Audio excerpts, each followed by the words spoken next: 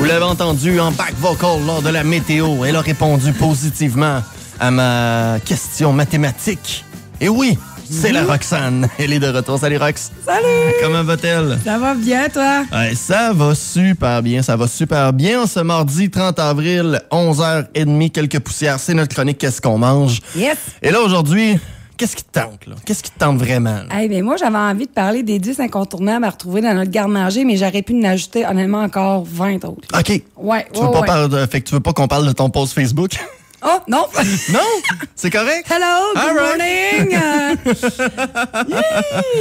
All right, parfait. Non, mais on sait, là, je veux dire, il y a plusieurs frustrations pour plusieurs parents présentement avec l'été qui s'en vient. C'est là-dessus, là. Je voulais pas te partir sur ton gâteau qui dit bière dedans puis qui est écrit en anglais, là. C'est pas ça. OK, là. OK. Ouais, non. Oui, la frustration par rapport au camp de jour est assez présente, je te dirais, chez les parents des jeunes enfants. Oui, puis en tout cas, ben, je pense que ton message était assez clair. Ouais! Puis avoir les réactions sous aussi, t'es pas tout seul. Non, c'est ça, effectivement. Si ça vous tente d'avoir le fond de l'histoire, vous irez sur Roxane Cuisine, page Facebook. Ça va prendre quelques instants, puisqu'aujourd'hui, on est surtout là pour parler, bien sûr, De bouffe. De bouffe, de perte de poids, de saines habitudes de vie. Oui. Et aujourd'hui, on se concentre sur les 10 aliments incontournables à avoir dans son garde-manger. Mais surtout des aliments que je trouve, somme toute, assez économiques aussi. OK. On s'en cachera pas. Il y a une partie d'économie aussi, là, de pratico-pratique. Oui, c'est ça. Il y en a peut-être qui demandent plus d'investissement, mais en termes alimentaires, je trouve ça super intéressant. Garde-manger, on le sait, c'est rempli de bonnes choses ou de moins bonnes choses. Les sacs de chips en haut, les barres de chocolat en bas. Non, sac de chips en bas. Plus accessible. Ouais? Ah non, moi, c'est contre. Mais moi, c'est à cause des enfants, je le mets en hauteur. Parce que les crottes de fromage un dimanche matin, chose vécue cette semaine, c'est pas top. OK, tu peux pas avoir ça n'importe où. Non, faut cacher un petit peu. Mais c'est ça. Donc, j'avais déjà partagé ça avec ma clientèle, cet article-là, puis il avait été très aimé. Fait que je me suis dit, why not coconut? OK, parfait. Donc, premier aliment, les légumineuses en conserve. Ça peut être des légumineuses sèches aussi, mais moi, personnellement, faire tremper mes légumineuses, je suis pas rendue là dans ma vie. Donc, légumineuses, on parle ici des haricots blancs, rouges, noirs, des pois chiches, des lentilles.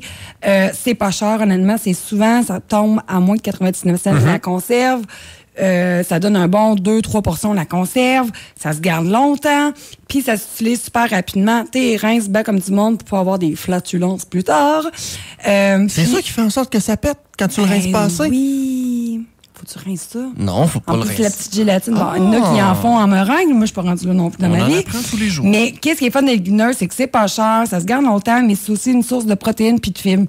Fait que ça fait un aliment super coupe-faim, intéressant. C'est une protéine végétale, on le sait. Puis tu peux l'utiliser à plein de sauces. Autant que tu peux utiliser les lentilles pour faire un moitié viande hachée, moitié protéines végétales. Fait que tu économises ta facture d'épicerie. Tu peux les mettre dans tes soupes. Moi, je l'utilise beaucoup. Surtout les haricots blancs pour ajouter une protéine à mes potages. Tu sais, potages, tu réduis ça en purée, si tu veux. Fait que ça ajoute des protéines puis ça goûte pas. Fait que pour ceux et celles qui j'aime pas ça, ben ça goûte pas. Hein? Puis côté texture aussi, ben, vu que c'est un ça potage, rend crémeux c'est aussi. ça aide, j'imagine, à avoir la fameuse texture un peu plus crémeuse. Oui, vraiment. Puis ça ajoute des protéines, fait que ça fait un potage beaucoup plus nourrissant. Tu peux les faire, comme je dis, en salade, dans les soupes repas, dans les falafels, c'est des purées souvent de pois chiches. C'est réduit en purée, tu fais ça en boulettes puis en croquettes. Les enfants, ils aiment vraiment ça. Fait qu'il y a plein d'utilisations légumineuses. Petite question niaiseuse côté légumineuse. Est-ce que tu as l'impression qu'on doit acheter une marque en particulier? Non. Même, moi, j'y vais avec la moins chère. C'est ça, même la moins chère puis la plus cheap, même si elle oui. ça reste super bon, ça. Oui. Puis c'est de la conserve, fait que t'as quand même ta bonne protéine. Il y en a même au dolo, si je ne me trompe pas. OK, parfait. Ouais. Numéro 2. Les sauces tomates ou les conserves de tomates. Tu penses aux sauces tomates du commerce, les tomates en dés, les pâtes de tomates, la crème de tomate. Tout ça, c'est un excellent dépanneur. J'en ai même utilisé pour mon souper de ce soir tantôt. C'est sûr que, tu sais, c'est toujours mieux de faire ces sauces tomates maison. Mais monsieur, madame, tout le monde, ça m'étonnerait bien gros qu'ils font ça maison. Fait que souvent, l'important, c'est d'y aller avec la sauce tomate qui va avoir moins d'ingrédients. Okay. Moins qu'il y a d'ingrédients dans la liste d'ingrédients, plus que l'aliment se rapproche du naturel, du moins transformé. C'est encore là un produit qu'on peut retrouver assez facilement pas cher. Vraiment pas cher. On peut justement les magasiner, mais autant faire des pâtes, évidemment, des plats de pâtes, des parmigiana, pour ajouter à vos sauces spaghetti, cuisiner une soupe. C'est super polyvalent, honnêtement. Puis ça, on n'en a jamais trop, ça se garde longtemps. Ben, j'ai l'impression que tes deux premières propositions, c'est quand même un classique de, tu sais, moi, depuis que je suis jeune, les sauces tomates, j'en ai 4, 5, tu sais, tout le temps en backup à la maison. Oui. Légumineuses, un petit peu moins, mais quand même, là, je trouve ça bien intéressant. Un autre truc qui est en conserve et qui est bien intéressant, c'est le thon ou le saumon qui est en conserve. Hey, moi, là, la semaine passée, j'ai fait un constat, justement, à l'épicerie, là. Tu sais, jadis, on recommandait fortement de manger au moins 2 repas de poisson par semaine. Hey, c'est plus achetable, du poisson. Ben, du saumon... Du saumon, mais même les poissons surgelés, je trouve ça cher pour une famille, mettons, de 5 personnes comme nous. Là, faut que tu en achètes 2 paquets. C'est rendu quasiment t'étais rendu à 12 piastres de poisson et plus. Ça commence à être quand même dispendieux, somme toute. Mais le thon ou le saumon en conserve, je trouve que c'est super intéressant. C'est moins cher souvent. Tu l'apprêtes dans quoi, hein? Le thon ou le saumon? Oui. Hey, moi, j'aime ça le faire en croquettes. Tu les fais vraiment, tu mélanges ton thon, ton saumon avec de l'œuf, la chapelure, des épices, des fines herbes, quoi que ce soit. Tu mets ça en boule ou en galette. Tu peux décider de le repaner par la suite ou carrément sacrer ça dans ton air fryer pour une version plus santé. Moi, mes enfants ils aiment vraiment ça. Tu peux le faire en pâté aussi. C'est une super... recette intéressante. On peut le faire en salade, évidemment. Là. Salade de thon, de saumon, dans les... faire des sandwichs. Oui, c'est en tartinade, là. Dans les pâtes, évidemment, il y a plein de choses à faire avec ça. En croquette, dans un wrap, sur une pizza. Il y a plein de choses à faire avec ça. Puis, je trouve qu'encore là, on peut les magasiner. Les marques maison sont souvent moins chères. On en retrouve aussi au Dollarama. Dollarama? Dolo.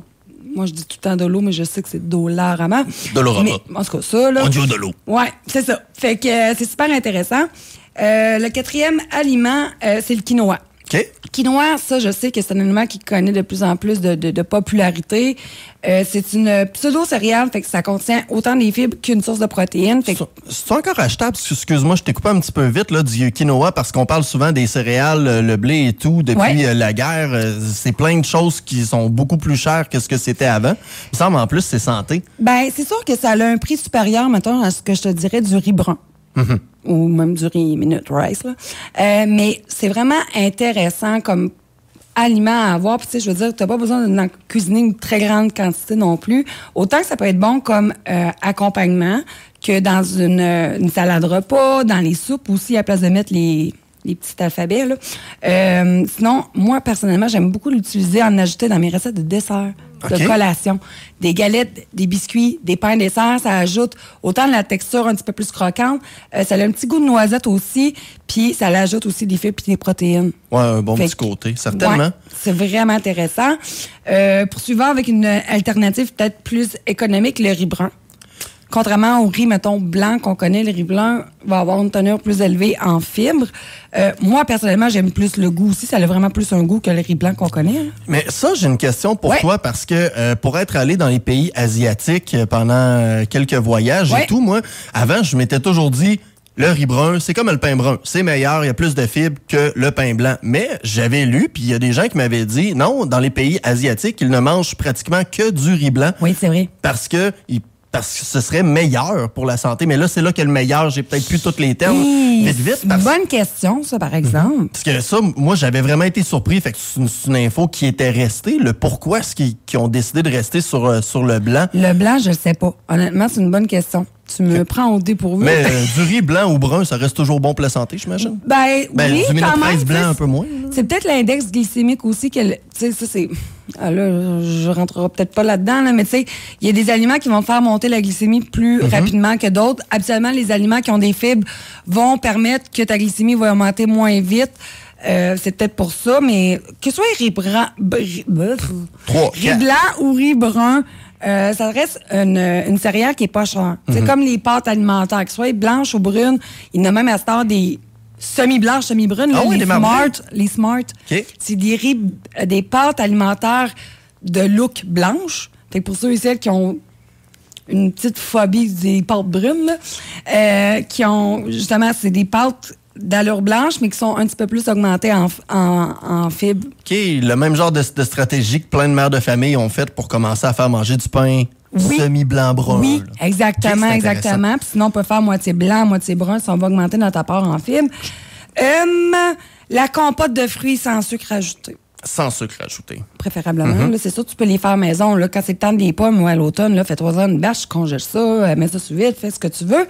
Mais moi, j'aime vraiment ça. Autant pour mettre dans la boîte à lunch de mes enfants quand, mettons, j'ai pas de fruits frais, là. Je me sens moins coupable de mettre une compote que pas de mettre de fruits, mettons. OK, ben oui, c'est vrai, tu peux en utiliser, pas juste de la manger en mode seulement compote, d'utiliser les ingrédients pour mixer avec un autre. Oui, puis qu'est-ce qui est super intéressant, là, c'est que la compote de pommes sans sucre ajouté, je dis sans sucre, là, c'est ce que je vous suggère, mais ça vient souvent là, dans les recettes de dessert, collation, muffin, pain de dessert, limite, là, tu peux utiliser la compote de pommes pour substituer la quantité de gras. Fait que si une recette de gâteau te demande une demi-tasse d'huile de canola, de beurre, de margarine, tu peux substituer par une demi-tasse, donc la même quantité de compote de pommes. Fait que ça reste meilleur pour la santé. Ben oui, puis ça rend ton dessert, ta collection plus nourrissante. Puis si je ne m'abuse, dans quelques-uns de tes livres, tu mets ça en pratique. Oui, parce que ma mère m'a déjà fait manger de thé, muffin.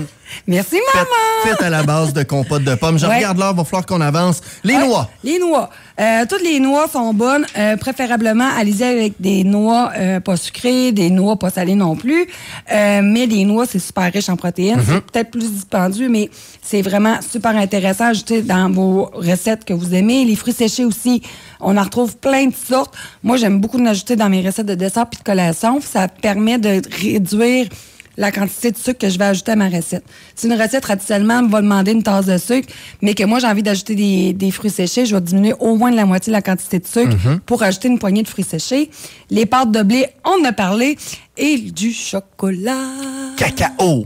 Ben, préférablement le 70 pour une question d'antioxydants. Y a-tu comme une espèce de benchmark, une grosse différence à partir de plus de 70 versus si t'en retrouves à 60, 50? Ben, tu sais, faut y aller avec notre goût aussi. Si t'achètes du 70, mais tu trouves ça pas bon, c'est un peu ordinaire, tu sais. Mais c'est sûr que plus que le pourcentage de cacao va être élevé, plus qu'il va avoir de propriétés antioxydantes.